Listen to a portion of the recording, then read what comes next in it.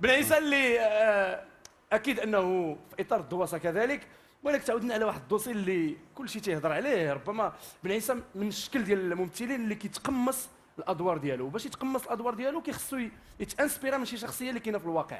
شي خطره كان عندك شي دور ديال شي مجنون مسطي ومشيتي للسبيطار ديال المجانين باش تقمص من الشخصيه. عاودنا هذا الدوسي هذا. دوسي هذا جبتي السي العجنه ماشي اللجنه. هذا دوسي هذا جبتي.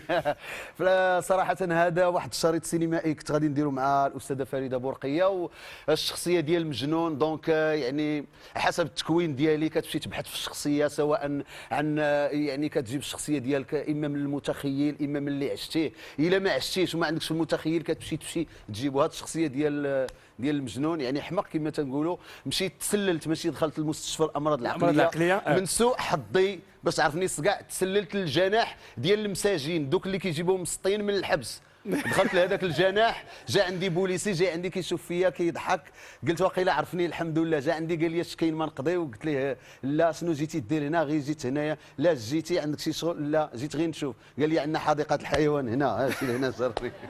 المهم بقات القصه هكا، عيطوا السيكوريتي في الباب كيفاش دخل هذا السيد، عيطوا للحارس العام، كل شيء تجمع ليا. في الاخر جاو عتقوني واحد جوج فرمليات في الباب ملي كنت داخل. قال لي تبارك الله على الممثل ديالنا.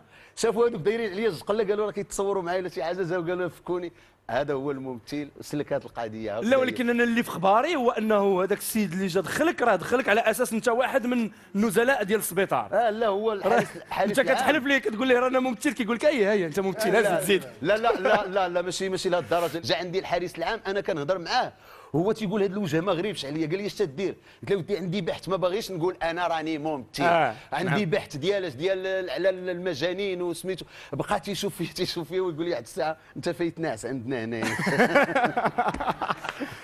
بن عيسى الجراري.